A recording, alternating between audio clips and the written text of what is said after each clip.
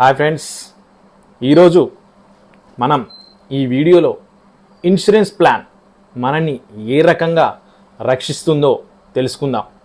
ఈ వీడియో చివరి వరకు చూడండి. చివరిలో మీకు ఒక మంచి ఇంట్రెస్టింగ్ టాపిక్ చెప్తాను. సో అందరూ స్కిప్ చేయకుండా ఈ వీడియోను చివరి వరకు చూడండి. సో మరి ఇన్సూరెన్స్ ప్లాన్ అనేది మనల్ని ఏ రకంగా రక్షిస్తుందో తెలుసుకుందాం. మనలో చాలామంది మనకు ఒక మంచి బిల్డింగ్ ఉంటే బాగుంటుంది, మంచి కార్ తీసుకుంటే బాగుంటుంది, మనకు బంగారం ఉంటే బాగుంటుంది అనే ఉద్దేశంతో అవసరమైతే వాటి కోసం లోన్ తీసుకొని మరీ ఇన్వెస్ట్మెంట్ చేస్తూ ఉంటాం.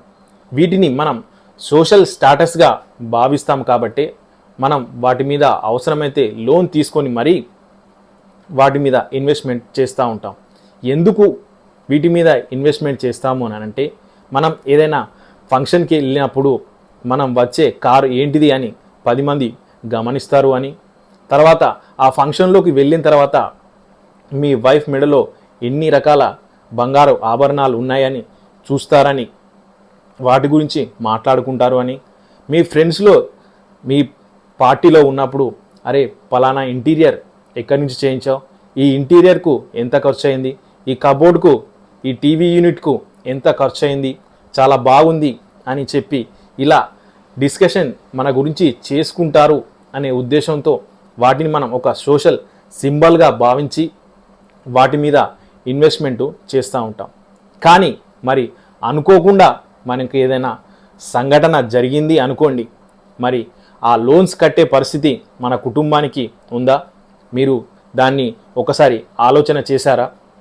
అదే మీకు సంఘటన ఈ రిస్క్ జరిగితే ఇదే ఫ్రెండ్స్ మీ గురించి వానికి ఈ కారు కొనాల్సిన అవసరం ఏముంది, తన భార్యకు లోన్ తీసుకొని మరీ నగలు తీసుకోవాల్సిన అవసరం ఏముంది, అంతా ఇంటీరియర్ కోసం ఖర్చు పెట్టాల్సిన అవసరం ఏముంది అని ఆలోచన వాళ్ళే మీ కుటుంబాన్ని హేళన చేస్తూ ఉంటారు.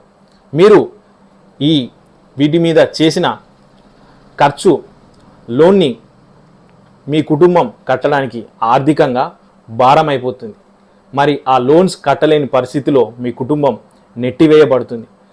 మరి ఆ లోన్స్ కట్టపోతే కంపెనీ వాడు వాటన్నిటిని సీజ్ చేసే అవకాశం కూడా ఉంటుంది. మరి ఇలాంటి పరిస్థితుల్లో మిమ్మల్ని రక్షించే ఏకైక ఆయుధం ఏంటి అని అంటే కేవలం ఇన్సూరెన్స్ ప్లాన్ మాత్రమే. మీరు ఒకవేళ మీ కుటుంబాన్ని నిజంగా ప్రేమించిన వాళ్ళైతే వీటి అన్నిటినీ లగ్జరీగా తీసుకునే ముందు, అంటే కార్, గోల్డ్, హౌస్, వీటన్నింటినీ లగ్జరీగా మీ కుటుంబానికి అందించే ముందు ఒక మంచి ఇన్సూరెన్స్ ప్లాన్ అనేది మీ కుటుంబానికి మీరు ఇస్తే వాటన్నింటినీ మీన్స్ ఈ కారుని కానీ, గోల్డ్ని కానీ, మీ హౌస్ని కానీ, మీ సోషల్ స్టాటస్ని కానీ రక్షించే ఆయుధం కేవలం ఇన్సూరెన్స్ ప్లాన్ మాత్రమే.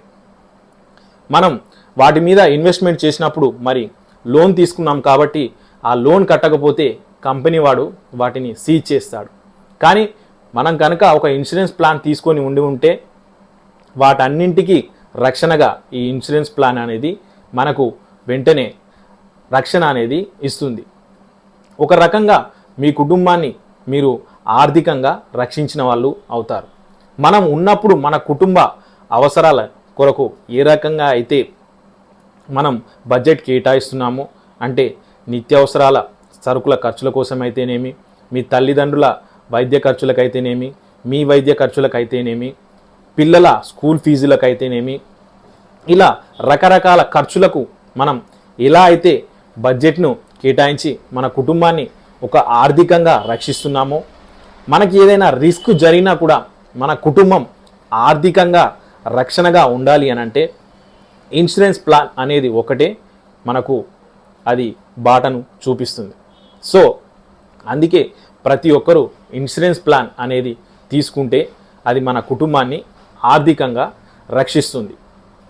మరి మన కుటుంబంలో మన భార్య పాత్ర అనేది ఎంతో ముఖ్యమైనది.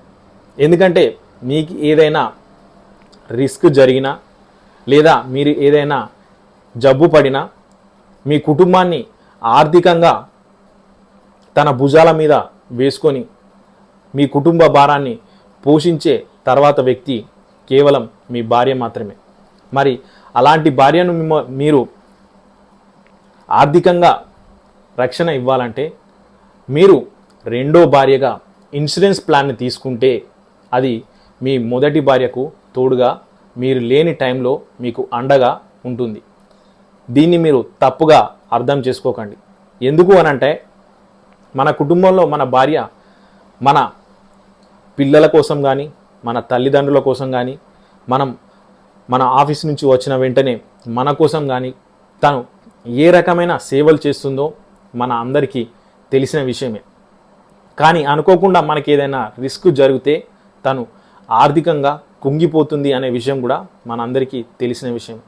కానీ అలాంటి టైంలో మీరు ఇన్సూరెన్స్ ప్లాన్ను అనేది తీసుకుంటే అది మీ తాళి కట్టిన మొదటి భార్యకు ఈ ఇన్సూరెన్స్ ప్లాన్ అనేది ఒక చెల్లలాగా తోడుగా ఉండడానికి అవకాశం ఉంటుంది. సో అందుకనే ఇన్సూరెన్స్ ప్లాన్ అనేది మీరు ఒక రెండో భార్యగా తీసుకొని దానికి రెగ్యులర్గా ప్రీమియం అనేది పేమెంట్ చేస్తే అది మీ మొదటి భార్యకు అండగా భవిష్యత్తులో రక్షణగా ఉంటుంది. అంతేకాదండి, మనలో చాలామంది బర్త్డే పార్టీస్కి వీటన్నిటికీ గిఫ్ట్లు ఇస్తూ ఉంటారు. మీరు ఇచ్చిన గిఫ్ట్లు వాళ్ళు కేవలం ఒక నెల రోజులో 2 నెలల్లో 3 నెలల్లో గుర్తుంచుకుంటారు. కానీ మీరు ఒక ఇన్సూరెన్స్ ప్లాన్ అనేది ఇస్తే వాళ్ళు జీవితాంతం దాన్ని గుర్తుంచుకుంటారు. అది వాళ్ళకు ఆర్థికంగా రక్షణ కూడా ఇస్తుంది. సో ప్రతి ఒక్కరూ విధిగా ఇన్సూరెన్స్ ప్లాన్ తీసుకుంటూనే అది మన కుటుంబాన్ని ఆర్థికంగా రక్షిస్తుంది అనడంలో ఎలాంటి అతిశయోక్తి లేదు.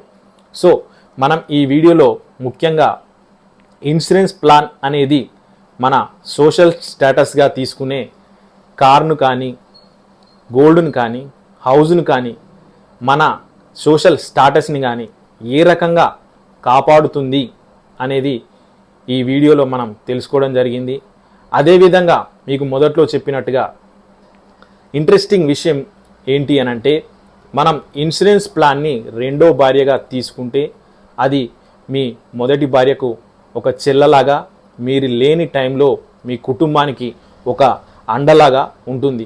ఇది అందరూ ఒకసారి విధిగా ఆలోచించి మీ కుటుంబాన్ని నిజంగా ప్రేమించిన వాళ్ళైతే లగ్జరీని మీ కుటుంబానికి ఇచ్చే ముందు మీ కుటుంబ రక్షణ కోసం ఇన్సూరెన్స్ ప్లాన్ అనేది మీరు మీ కుటుంబానికి రక్షణగా ఇస్తే బాగుంటుంది అని నా యొక్క ముఖ్య ఉద్దేశం.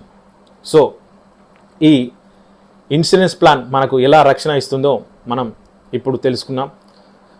మీరు కూడా మీ సహాయ సహకారాలు నాకు అందిస్తే నేను కూడా మీకు ఇలాంటి మరిన్ని వీడియోలు అందించడానికి నేను ముందుంటాను. సో మీరు నా ఛానల్ని సబ్స్క్రైబ్ చేసుకోవడం ద్వారా నేను మీకు మరిన్ని వీడియోలు అందించడానికి ముందు ఉంటాను. మీకు ఎలాంటి డౌట్స్ ఉన్నా కూడా కింద కామెంట్ సెక్షన్లో మీరు కామెంట్ చేయండి. ఆ డౌట్స్ నేను 100% నేను క్లియర్ చేస్తాను. Okay friends, thank you.